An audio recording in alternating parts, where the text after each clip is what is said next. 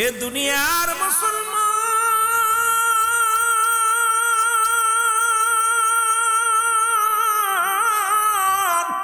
কথাগুলো বলে দিলেন কান্ডা লাগে শোনা গো। সিলেট বিভাগের ভাইরা শাহজালাল ইয়ামেনি জমিনের মধ্যে আগমন করবে।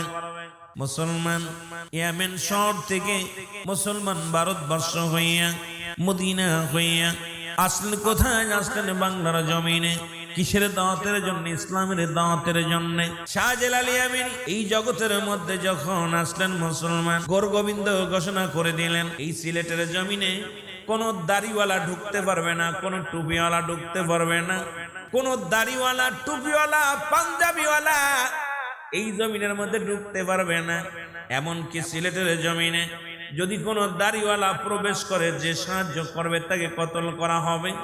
যে এই জমিনের মধ্যে টুপিওয়ালা আসবে তাকে সাহায্য করলে তাকে কতল করা হবে। এই সিলেট বিভাগের ভাইরা, হবিগঞ্জের ভাইরা, একটু দিলের কান্ডা লাগা শুনে নাও।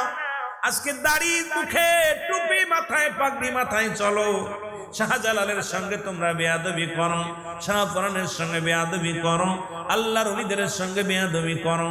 কথাগুলো না বললে বুঝতে পারবেন না। শাহজালাল ইয়ামেনি চলে আসলেন 360 জন উলিয়া নিয়া সুরমা নদীর কিনারায় বসে আছে। রব্বে কারিম ডাকতে বলে, শাহজালাল রে, আমি পাঠাইলাম দিনের দাওয়াত দেওয়ার জন্য, ইসলামের দাওয়াত দেওয়ার জন্য। কারণ ওই কোথায় সিলেটের জমিনে আজান হয় না, সিলেটের জমিন ইসলাম মানুষ বোঝে না, সবাই ইসলাম থেকে মুখ ফিরায় নিচ্ছে। এই সময় তোমাকে আমি পাঠায় দিলাম ইসলামের দ্বারক বাহক হিসেবে। শাহজালাল ইয়ামেনি চলে আসলেন। সুরমা নদী কেমনে পার হবে?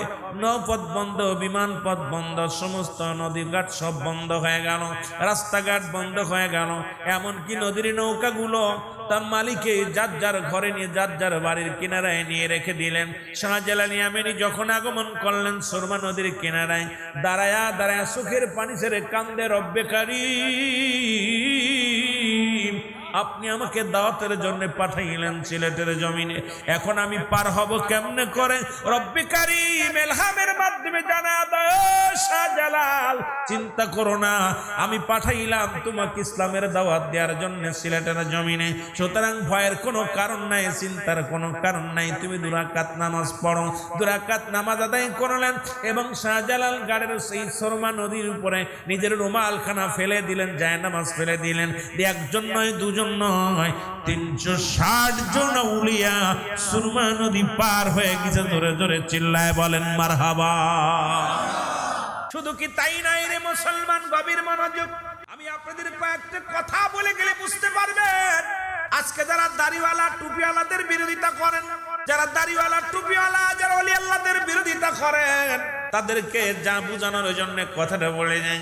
শুরু হয়ে গেল কোথায়? সিলেটের জমিনে। শুনেছেন গোরগোবিন্দর নাম, শুনেছেন বোরানুদ্দিনের নাম, বোরানুদ্দিনের নাম শুনছেন? ও যুবক, রব্বুল আলামিন অনেকদিন বোরানুদ্দিনের কোনো ছেলে মেয়ে হয় না। শাহজালালের কদমে গেলেন, দোয়া চাইলেন, আল্লাহর ওলির কদমের মধ্যে জাফর। দুয়ার বরকতে রব্বে কারিম একটা সন্তান দিলেন, পুত্র সন্তান হলেন। উনি প্রতিজ্ঞা করলেন, সুন্নাতে রাসূল আমি আদায় করব, আকিকা করব, সন্তানের জন্য একটা গরু কোরবানি করলেন। সিলেট বিভাগের ভাইরা, হবিগঞ্জের বাবারা, এ বাবারা শুনে নাও, ভালো করে শুনে নাও। উনি একটা গরু কোরবানি করবেন, যে কথা সেই কাজ। যখন ওনার দুনিয়ার মধ্যে সন্তান দুনিয়ার মধ্যে আগমন করলেন, ওনার কলিজার টুকরা সন্তানের জন্য একটা আকিকা করলেন। সুন্নাতে রাসূল 7 দিন পরে নাম রাখলেন। সন্তানের বয়স যখন 7 দিন, এই বয়সে একটা গরু কুরবানি করিয়া উনি আকিকা করলেন। এ মুসলমান, গভীর মনোযোগ। এই গরুটার চামড়াগুলো, শিংগুলো, বডিগুলো, গোশতগুলো রেখে বাকিগুলো মাটির মধ্যে লুকায় রাখলেন। এই মাটি থেকে খুশি উঠাইলেন, কোথায়? কুকুরে এবং কাকে উঠায় একটা টুকরা নিয়ে মুসলমান বোরানুদ্দিনের বাড়ির সামনে ফেলে দিলেন, গোরগোবিন্দর বাড়ির সামনে ফেলে দিলেন। আমার বাবারা, আমার গভীর মনোযোগ। এবার বোরানুদ্দিনের খবর পাইয়া কোথায়? গোরগোবিন্দ যখন খবর পাইলেন আমাদের দেবতারে কিরে পূজা করছে, কে মারছে, বাবারা আমার শুনে নেন, ভালো করে দিলের কান্ডা লাগায় শোনেন। খবর শুনতে শুনতে তখন পাইলেন, এলাম পাইলেন কোথায়? এই জমিনের মধ্যে বোরানুদ্দিন তার ছেলের জন্য গরু জবাই করে কুরবানি করে কি করেছে? আকিকা করেছে। এবার গোরগোবিন্দ তার সৈন্যদেরকে নিয়ে, ছেলেদেরকে নিয়ে বোরানুদ্দিনের বাড়ি আসিয়া নিজের কলিজার টুকরো সন্তান লাগছে সন্তান বাবার কোল থেকে ছিনিয়ে নিয়ে জমিনের মধ্যে ফেলে বরানউদ্দিনের কলিজার টুকরা সন্তানকে গরু গোবিন্দ নিজ হাতে জবাই করে দিছে। জোরে বলা যাবে না আল্লাহ। জমিনের মধ্যে যেদিন জবাই করেছিল সেদিন বরানউদ্দিন চোখের পানিগুলো ছেড়ে ডাক দিয়ে বলেছিল, রব্বে কারীম, এই জমিনের মধ্যে কলিজার টুকরা সন্তান জবাই হয়ে গেছে, কোনো দুঃখ নাই। এই জমিনের মধ্যে আমি গরু জবাই করেছি, তার প্রতিশোধ হিসেবে আমার একমাত্র কলিজার টুকরাকে জবাই করলো। আল্লাহ তুমি এমন একটা দিন দিও যেন সিলেটের জমিনে হাজার হাজার গরু কুরবানি হয়। এই সিলেটের মানুষ যেন এমন একটা বাংলার জমিনের মধ্যে শ্রেষ্ঠ কুরবানি করতে পারে। মুসলমান শুনে নাও, শুনে নাও, আজকে যারা গরুর গোশত খাও, আজকে যারা ওলি আল্লাহদের বিরোধিতা করো, ওরে সন্তানের বিনিময়ে আজকে গরু জায়েজ করছে সিলেটের জমিনে, সেই ওলিদের বিরোধিতা যারা করে, আমি মনে করি এদের মতো মুনাফিক আর দুনিয়ার মধ্যে কেউ নাই। জোরে বলেন ঠিক কিনা? মাওলানা, আরো জোরে বলেন আল্লাহুম্মা সাইয়্যিদিনা মাওলা ওয়ালা আলি সাইয়্যিদিনা। এ যুবক কবির মনোযোগ, তাহলে বুঝা গেল ওলি আল্লাহদের অবদান আছে কিনা? কথা বলেন। এখন ওলি আল্লাহদের পক্ষে থাকবেন না থাকবেন সেটা আপনার ব্যাপার। তবে আমি আপনাদেরকে বলে যাই, যাদের অবদান পৃথিবীর মধ্যে অস্বীকার করার মধ্যে ক্ষমতা নাই, যাদের সৃষ্টায়, যাদের এই দুনিয়ার মধ্যে এত কিছু অর্জন করলেন, আমার বাবারা আমার, যাদের মাধ্যমে পাইলাম রব্বে কারীম দান করলেন, এই মহামানবের খাতিরে, এই মানবগুলোর খাতিরে যারা আল্লাহর মাহবুব বান্দা, তাদের ওসিলা করার কারণে রব্বে কারীম এত বড় নিয়ামত আমাদের দান করলেন। সেই ওলি আল্লাহদের পক্ষে থাকার দরকার আছে কিনা? আর একটু জোরে জোরে চিল্লায় বলেন আছে কিনা? এ আমার ভাইয়েরা, তাদের কি নাই? চিন্তা নাই, ভাবনা নাই, তাদের কোনো চিন্তা নাই, ভাবনা নাই। তারা এমন ওলি যাদের কোনো চিন্তা নাই, ভাবনা নাই। মুসলমান তারা এমন ভাবে দেহটা করেছে, এমন ভাবে তারা রব্বে কারীমের ইবাদত বন্দেগী করেছে, এমন ভাবে রব্বে কারীমের সান্নিধ্য লাভ করেছে। দুনিয়ার মধ্যে চিন্তা নাই, দুনিয়ার মধ্যে তাদের ভাবনা নাই। এমন মহান ওলিগণ এই বাংলার জমিনে অসংখ্য আল্লাহর ওলি আছে। শুধু 360 জন আউলিয়া নাই, তাদের মধ্যে একজন হলো শামসুল হক আউলিয়া। মুসলমান শুনে নাও, শুনে নাও, এই রকম অসংখ্য আউলিয়া একরাম এই পৃথিবীর মধ্যে আগমন করে। তাদের একটাই মাত্র উদ্দেশ্য ছিল খোদা চিনানো, রাসূল চিনানো, এই দুনিয়ার মধ্যে সত্য ইসলামটাকে জানানো। কারণ তাদের অন্য কোনো চিন্তা ছিল না কোনভাবে আল্লাহর রঙে রঙ্গিত হওয়া যায়, আল্লাহর সঙ্গে ইবাদত বন্দেগী করে করে আল্লাহর প্রিয় বস্তু যেন হওয়া যায়, সেটাই একমাত্র তাদের চিন্তাধারা ছিল। আর এই দুনিয়ার মধ্যে এত কষ্ট করে যারা দুনিয়া থেকে বিদায় নিয়ে কবর জগতে চলে গেছেন, আপন আপন মাজার পাকে তারা শুয়ে শুয়ে রব্বে কারীমের গোলামি করে। জোরে জোরে চিল্লায় বলেন মারহাবা। একটু মহব্বতের সঙ্গে দুরূদ শরীফ পড়েন আল্লাহুম্মা ওয়ালা আলি সাইয়্যিদিনা। 30 বছর যার জ্ঞান কি বটে না,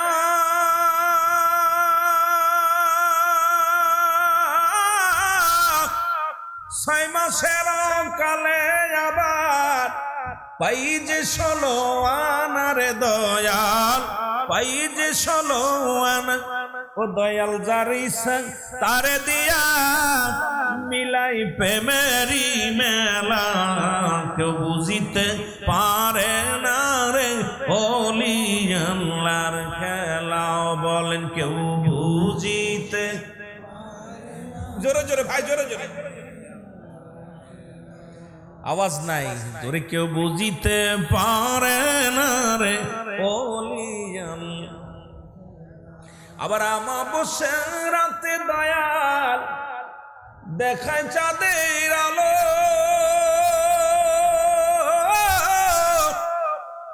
যাই নামাজে ভর করিয়া শাহজালাল সুরমা নদী পাড়ি দিল রে শাহজালাল সুরমা নদী পাড়ি দিল। এখন ঠিক কিনা? আসেনি ক্ষমতা? জাহাজ ডুবে যায়, লঞ্চ ডুবে যায়, শাহজালালের যায় নামাজ ডুবে নাই। এত মাতবাড়ি করো। কত নেতা দেখলাম, কত মন্ত্রী এমপি, কত বড় বড় বক্তা দেখলাম, জেলখানায় বছরকে বছর পরে থাকলাম, 3.5 হাত ওয়াল ড্যাম মাইতে পারো নাই।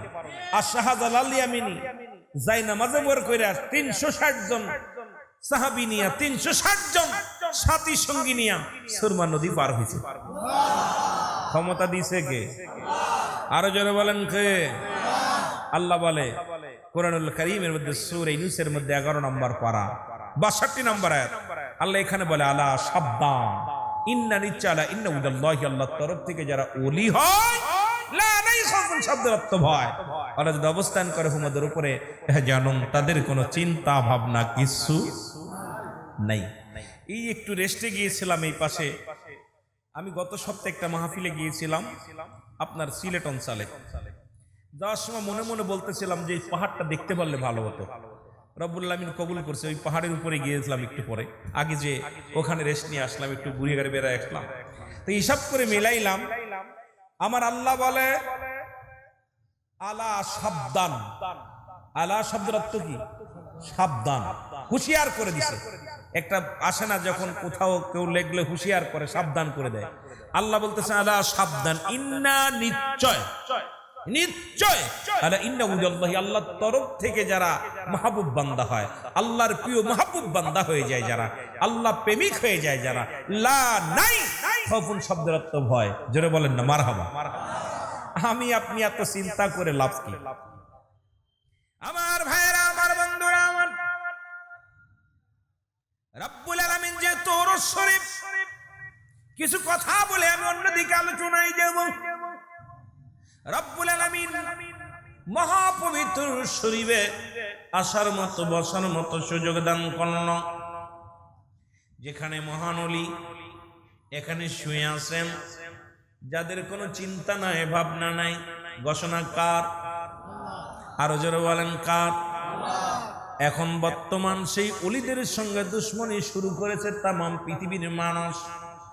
বর্তমান দেখলাম, আজকেও নেটের মধ্যে দেখলাম, যাদের কোনো চিন্তা নাই, এক শ্রেণী পাগল বাংলাদেশে কিছু আলেম বাইর হয়েছে, তাদের নাম দিছে মুসলমান ইমান আকীদা রক্ষাকারী আলেম ওলামা, ইমাম আকীদা রক্ষাকারী কমিটি, তৌহিদি জনতা নাম দিয়া আমার সমাজের মধ্যে কিছু পাগল যারা দুনিয়ার কোনো পাগলামি করে না, দুনিয়ার কোনো সম্পদের চিন্তা নাই, দুনিয়ার মধ্যে তাদের বাড়ির চিন্তা নাই, গাড়ির চিন্তা নাই, নারীর চিন্তা নাই, রাস্তায় রাস্তায় ঘরে। এই মানুষগুলোর আজকে একটা জিনিস দেখলাম, পটুয়াখালীর জমিনে একটা পাগল যিনি সালাফর অবস্থায় ছিলেন, নাম হচ্ছে সাদেকুর রহমান। এই পাগলটাকে নেটের মধ্যে দেখলাম, বাবা কিছুদিন আগে তার মাথার চুলগুলো কামাইয়া প্যান্ট শার্ট পরাইয়া দিছে, তার গায়ের মধ্যে সুন্দর শার্ট লাগাইয়া দিছে। এই লোকটা কেউ খাবারও দেয় না, তাকে কি করেছে? পিটায়া পিটায়া হত্যা করেছে। তাকে ভালো মানুষ মনে করে।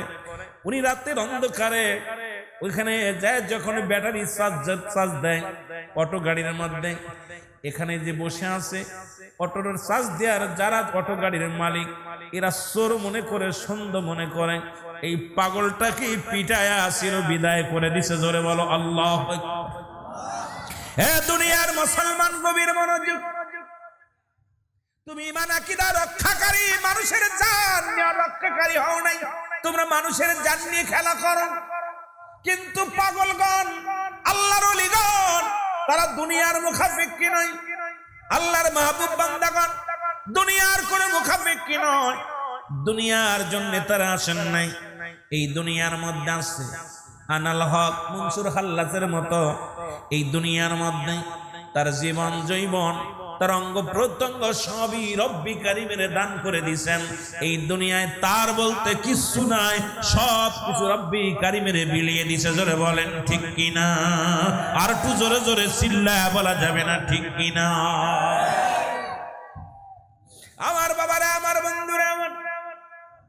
আমি অত্যন্ত দুঃখ পাইলাম যে আজকে আমার সমাজের মধ্যে এই পাগলগুলোর ধরে ধরে মডেলিং করতেছো, তাদেরকে মেকিয়ম বানাইতেছো, কিন্তু পাগল তো তোমার কাছে খাবার চায় না, এই পাগলগুলো তোমার কাছে পড়তে চায় না, এই পাগলগুলো রাস্তায় পড়ে থাকে, পাগলগুলোর মানুষ কিছু সাহায্য করে, তাদের সাহায্য পায়, তারা খায়, যেখানে রাত সেখানেই কাঠ।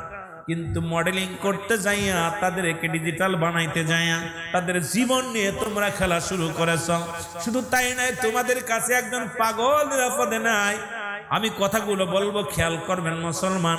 যেখানে তুমি ইমান আকীদার দোহাই দিছো, সেখানে তোমার হাতে বাংলাদেশের একটা পাগল নিরাপদে নাই।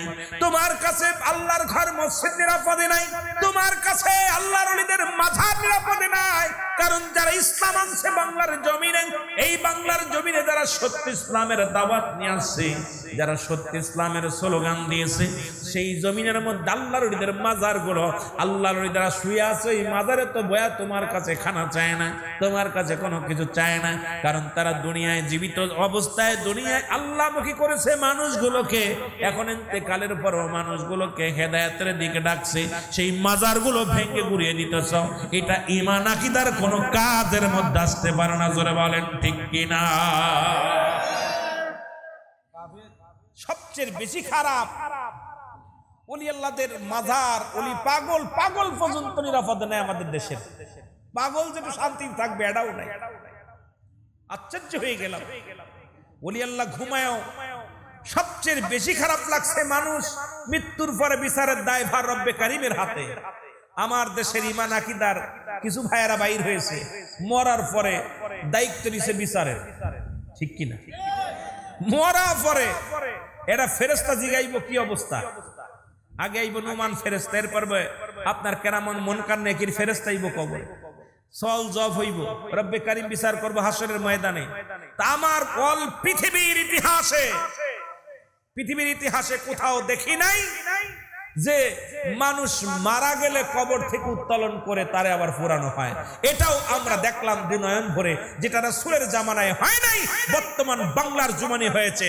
তাহলে এই ঈমান আকীদার গ্রুপের হিংসুটে মন থেকে আমরা কেমনে বাঁচবো? জোরে বলেন ঠিক কিনা? এদের থেকে বাঁচা সম্ভব? মরেও শান্তি নেই, মরেও শান্তি নেই। সাবধান বলি প্রেমিক ভাইরা, আমি আপনাদের অনুরোধ করব, ইসলাম প্রিয় ভাইরা, এই সমস্ত ধোঁকাবাজ ইসলামের মধ্যে ঢুকে তাদের দেখলাম, তাদের ওলি আল্লাহদের মাজার ভাঙতেছে আর সেখানে লুটতরাজ হচ্ছে। আমার আশ্চর্য হইলাম, ওলির মাজার ভাঙছে, সেই জায়গায় গরুগুলো নিয়ে যাচ্ছে, হাড়ি পাতিল গুলো নিয়ে যাচ্ছে, সেখানে দল ঘড়ি খুলে নিচ্ছে, সেখান থেকে এসি পর্যন্ত খুলে নিয়ে যাচ্ছে। তাহলে এরা ঈমান আকীদা রক্ষা করলো কেমনে করে? আমার বুঝি আসে না। জোরে বলেন ঠিক কিনা? আমি কি মিথ্যা কথা কইছি না আশা কথা কইছি? হ্যাঁ, এটা মাজার ভাঙতে গেছে না লুট করতে গেছে? জোরে বলেন। লুট করতে গেছে। এটা আমাদের এখন আর বুঝতে বাকি নাই যে তোমরা আসলেই সবাই পেট পুজুরি, তোমরা ঈমান আকীদার জন্য নয়, তোমরা আসলে দুনিয়ায় দান্দাবাজি করার জন্য। জোরে বলেন ঠিক কিনা? একটু মহব্বতের সঙ্গে দুরূদ শরীফ পড়ুন। আল্লাহুম্মা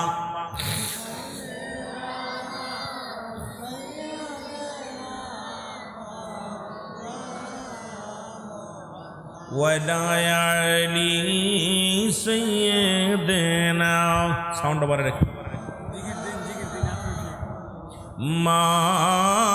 মাদাল্লাহুম্মা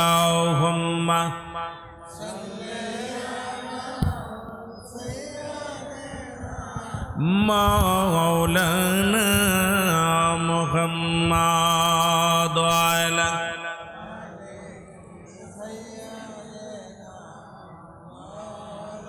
12টা বছর পূর্ণ হয়ে গেল, গায়ের গোশত শুকায়া গেল গো। চিন্তা করে আর কয়টা দিন বাঁচবো, মারা যাব, যে কোনো মুহূর্তে মারা যাব। পীরের কাছে যায়, বলো হুজুর আজ আমার 12 বছর পূর্ণ হয়ে গেল, দয়া করে বিদায় দেন। এসেছিলাম বড় সাধনা করে, এসেছিলাম বড় আশা করে, আপনার কদমের মধ্য থেকে আমি বড় আশা করে এসেছিলাম। আশা পূর্ণ হলো না, স্ত্রী পুত্র ছেলে মেয়ে এইরকম। আজকে আমার বাবারা, আমার কোন আল্লাহর ওলিরা স্ত্রী মুখাপেক্ষী হয় না, কারণ ওলি কামেল যারা হয় এই দুনিয়ার মধ্যে তাদের সংসার ধর্ম হয় না। শরীয়ত রক্ষাতে বিবি লাগে, শরীয়ত রক্ষাতে ছেলে মেয়ে হয়, কিন্তু তারা এমন ভাবে মৌলার প্রেমে ডুবে যায়, স্ত্রী পুত্র পরিবার পরিজন তাদেরকে গ্রাস করতে পারে না, কারণ এই দুনিয়ার মুখাপেক্ষী তারা হয় না। এই দুনিয়ার মুখাপেক্ষী যারা হয়, এই দুনিয়া লুবি আলেম যারা, দুনিয়া প্রেমিক পীর যারা, এরা দুনিয়ার মুখাপেক্ষী হয়। আর রব্বে কারিমের পাগল যারা, দুনিয়ার সব ছেড়ে দিয়া তারা এই দুনিয়ায় মৌলার পাগল হয়ে গেছে। জোরে জোরে বলেন ঠিক কিনা?